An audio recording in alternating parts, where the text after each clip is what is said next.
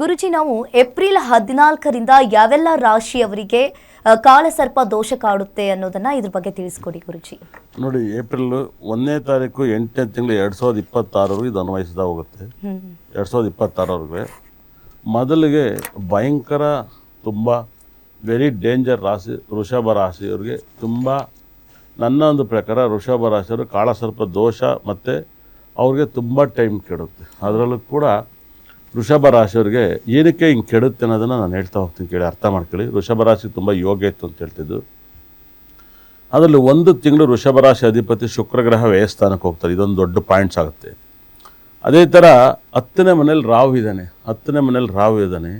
ಇದು ಭಯಂಕರ. 10ನೇ ಮನೆ ರಾಹು ಕೆಲಸ ಕಾರ್ಯವನ್ನು ಮತ್ತು 4ನೇ ಮನೇಲಿ ಕೇತು ಗ್ರಹ ಇರೋದ್ರಿಂದ ಇದು ತುಂಬ ಭಯಂಕರ ಡೇಂಜರ್ ಆಗ್ತಾ ಹೋಗುತ್ತೆ.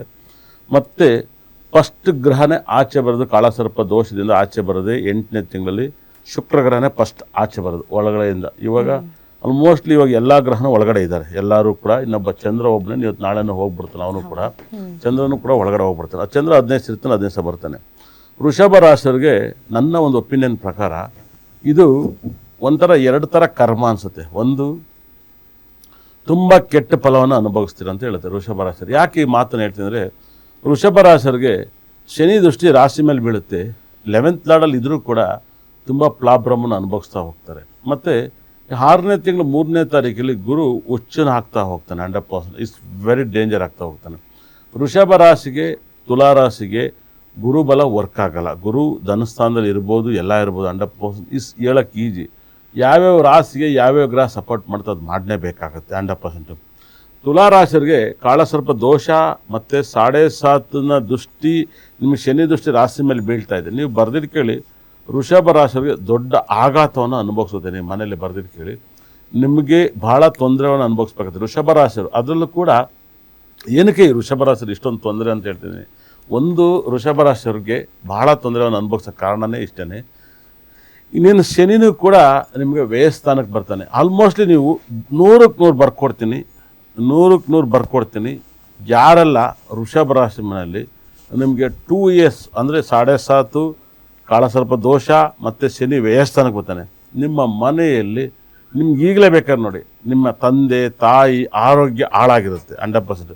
ಇವಾಗಲೇ ನೀವು ನೋಡಿ, ತುಂಬ ಜನ ಕೈಲಿ ಮಾತು ಬಿಟ್ಟಿರ್ತೀರ. ಅಕ್ಕ ತಂಗಿ ಅಣ್ಣ ತಮ್ಮ ಯಾರ ಕೈಲಾದ್ರು ಮಾತು ಬಿಟ್ಟಿರ್ತೀರ, ಯಾರೋ ಇಬ್ಬರು ಕೈಲಿ ಚೆನ್ನಾಗಿರ್ತೀವಿ. ಇವಾಗಲೇ ನೋಡಿ, ವೃಷಭ ರಾಶಿ ಮನೆಯಲ್ಲಿ ಟೈಮ್ ಚೆನ್ನಾಗಿದೆ ಅಂತ ತುಂಬ ಅಸ್ಟ್ರಾಲಜರ್ ಹೇಳ್ಬೋದು. ಈ ರಾಂಗ್ ಕಾನ್ಸೆಪ್ಟ್ ಆಗುತ್ತೆ. ಗುರು 2ನೇ ಮನೇಲಿ ಇದ್ದರೂ ಕೂಡ, ಗುರು 2ನೇ ಮನೇಲಿ ಇದ್ದರೂ ಕೂಡ ಶನಿ ದೃಷ್ಟಿ ರಾಶಿ ಮೇಲೆ ಬಿದ್ದಾಗ ಕಂಟ್ರೋಲ್ ಮಾಡ್ತಾನೆ. ಯಾವುದಾದ್ರು ಪೂರೇ ಪುಣ್ಯದ ಆಸ್ತಿನ ಕಳ್ಕೊತೀರ ಅಂತ ಹೇಳುತ್ತೆ. ಅಂದರೆ ಯಾರು ಪೂರೇ ಪುಣ್ಯ ಸ್ಥಾನ, ಭಾಗ್ಯಾಧಿಪತಿ ಮಕರ ಮತ್ತು ಕುಂಭ ಶನಿ ಮೀನದಲ್ಲಿದ್ದಾಗ ಪೂರೇ ಪುಣ್ಯದ ಆಸ್ತಿನ ಕಳ್ಕೊತೀರ ಅಂತ ಹೇಳುತ್ತೆ. ಆಸ್ತಿನ ಕಳ್ಕೊತೀರ ಅಂತ ಹೇಳುತ್ತೆ. 100% ಆಸ್ತಿ ಕಳ್ಕೊಳೋದಿರಲಿ. ಇವಾಗ ಏನಾಗುತ್ತೆ, ಶನಿ ಲಾಭದಲ್ಲಿ ರಾಶಿ ನೋಡ್ತಾ ಇದ್ದಾನೆ ಮತ್ತು ಗುರು ಧನಸ್ಥಾನದಲ್ಲಿದ್ದಾನೆ. ಇವಾಗ ಏನಾಗುತ್ತೆ ಗೊತ್ತಾ, ಒಂಚೂರು ಕೈ ಬೆಚ್ಚಗಾಗಿರುತ್ತೆ. ಈ ಬೆಚ್ಚಗಾಗಿರೋದ್ರಿಂದ ವೃಷಭ ರಾಶಿಗೆ ಏನಾಗುತ್ತೆ, ನಮ್ಮ ಲೈಫ್ ಹೀಗೆ ಇರುತ್ತೆ ಅಂತ ನೀವು ಥಿಂಕ್ ಮಾಡಿ ಸಾಲ ಮಾಡಿ ಸೂಸೈಡ್ ಮಾಡ್ಕೊಂಡು ಡೆತ್ ಆಗ್ತೀರ ಅಂತ ಪ್ರೆಡಿಕ್ಷನ್ ಹೇಳುತ್ತೆ. 100% ಇದು ಸತ್ಯ ಆಗುತ್ತೆ. ಯಾಕಂದರೆ ನೀವು ಬರ್ದಿದ್ದು ಕೇಳಿ, ನೀವು ಮುಂದಿನ ವರ್ಷ ಉಚ್ಚನಾಗಿ ಕಡ್ದಂಗೆ ಆಡಿಲ್ಲ ಅಂದರೆ ನಾನು ಕೇಳಿದ್ದು ಕೊಡ್ತೀನಿ. ಇವೆಲ್ಲ 7.5 ಇವಾಗ ಲಾಕ್ ಆಗ್ತೀರಾ, ಉಚ್ಚನಾಗಿ ಕಡ್ದಂಗೆ ಆಗುತ್ತೆ ವೃಷಭ ರಾಶಿಯವ್ರಿಗೆ. ನೀವು ಬರ್ದಿದ್ದು ಕೇಳಿ, ನೀವು ಭಾಳ ಭಾಳ ಭಾಳ ಪ್ರಾಬ್ಲಮಲ್ಲಿ ಸಿಗಾಕಿದ್ದೀರ. ಶನಿ 12ನೇ ಮನೆಗೆ ಬಂದಿದ್ದ ತಕ್ಷಣ ನಿಮಗೆ ನೇಣು ಹಾಕಿನೋಂಥ ಸಂದರ್ಭಗಳು ಬರ್ತದೆ. ಸಾಲ ಮಾಡಿದರೆ ಖಂಡಿತ ಕೂಡ ನೀವು ಆ ಪ್ರಾಬ್ಲಮಲ್ಲಿ ಸಿಗಾಕಿದ್ದೀರ. ನೋಡಿ, ಒಬ್ಬೊಬ್ಬರು ಲವ್ ಮಾಡ್ತಾರೆ, ಎಲ್ಲ ಮಾಡ್ತಾರೆ. ಒಬ್ಬೊಬ್ಬರು ಒಂಥರ ಬಿಗ್ನೆಸ್ಗೆ ಬಳಸ್ಕೊತಾರೆ 100%. ಈ ಥರದ್ದೆಲ್ಲ ಇರುತ್ತೆ 100%. ನೀವು ಬರ್ದಿದ್ದು ಕೇಳಿ, ಭಾಳ ಮಿರಾಕಲ್ ಆಗ್ತಾ ಹೋಗ್ತಾರೆ 100%. ಭಾಳ ದೊಡ್ಡ ಮತ್ತು ವೃಷಭ ರಾಶಿಯವ್ರಿಗೆ ಯಾರಿಗೆಲ್ಲ ಡಬಲ್ ನೇಮ್ ಇರುತ್ತೋ ಅವ್ರಿಗೆ ತುಂಬ ಪ್ರಾಬ್ಲಮ್ ಆಗುತ್ತೆ. ಡಬಲ್ ನೇಮ್ ಯಾರು ಬೇಕಾದ್ರೂ ಇಟ್ಕೊಂಡಿರ್ತಾರಲ್ಲ, ಈಗ ಭಾಳ ಮಿರಾಕಲ್. ಅದು ಹೆಣ್ಮಕ್ಳಾಗಿರ್ಬೋದು, ಗಂಡು ಮಕ್ಕಳು. ಪೆಟ್ ನೇಮ್ ಕೂಡ ಡಬಲ್ ನೇಮ್ ಇದ್ರೂ ಕೂಡ ತುಂಬ ಪ್ರಾಬ್ಲಮ್ ಆಗುತ್ತೆ. ಯಾಕಂದರೆ 2 ರಾಶಿ ಕನ್ವರ್ಟ್ ಆಗಬೇಕಾದ್ರೆ ನೀವು ಕರೆಕ್ಟಾದಂಥ ಟ್ಯೂನ್ ಮಾಡಿ ಇಟ್ಕೋಬೇಕಾಗುತ್ತೆ 100%. ಇವಾಗ ಏನಾಗುತ್ತೆ ಗೊತ್ತಾ, ತುಂಬ ಜನಕ್ಕೆ ಇವತ್ತು ಗೊತ್ತಿಲ್ಲ, ಓಮಾರೆಲ್ಲ ಅಸ್ಟ್ರಾಲಜರ್ ಆಗ್ಬಿಟ್ಟವ್ರೆ 100%. ಶುಕ್ರವಾರ ದಿವಸ ಅಮ್ಮನವ್ರ ದೇವಸ್ಥಾನಕ್ಕೆ ಮಾಡ್ತೀವಿ, ನಾವು ಅಸ್ಟ್ರಾಲಜರ್ನಾಗ ಆಗ್ಬಿಡ್ತೀವಿ. ಇವಾಗ ತುಂಬ ಜನಕ್ಕೆ ಏನಾಗುತ್ತೆ, ಅಸ್ಟ್ರಾಲಜಿ ಅನ್ನೋದು ಒಂದು ಜ್ಞಾನ ಸಂಬಂಧದಿಂದ ಆಗಬೇಕು. ಸಬ್ಜೆಕ್ಟ್ ಅದು ತಾಕತ್ತೇ ಬೇರೆ ಇರುತ್ತೆ 100%. ತುಂಬ ಜನ ಕಾಪಿ ಮಾಡ್ತಾರೆ 100%. ಬೆಂಗಳೂರಲ್ಲಿ ಎಲ್ಲ ಕಡೆ ಕಾಪಿ ಸಿಗುತ್ತೆ. ಯಾಕೆ, ಒಂದೊಂದು ಹೋಟ್ಲೆ ಕಾಪಿನೇ ಫೇವ್ರೇಟ್ ಆಗಿರುತ್ತೆ. ಅದು ಆ ಕಾಪಿಗಿರೋವಂಥ ವ್ಯಾಲ್ಯೂ. ಇವತ್ತು ಯಾಕೆ MTRಗೆ 70 ರೂಪಾಯಿ ಇದೆ ರೈಟು, ಕಾಪಿ ರೈಟು, ಬೇರೆ ಕಡೆ ಇಲ್ವಲ್ಲ ಅಷ್ಟು? ಕಾರಣ ಅದು ವೈಬ್ರೇಷನ್ ಬೇರೆ ಇರುತ್ತೆ. ಭಾಳ ಅರ್ಥ ಮಾಡ್ಕೊಳ್ಳಿ, ಜಾಗದ ವೈಬ್ರೇಷನ್ ಇರುತ್ತೆ, ಭಾಳ ಅರ್ಥ ಮಾಡ್ಕೊಳ್ಳಿ.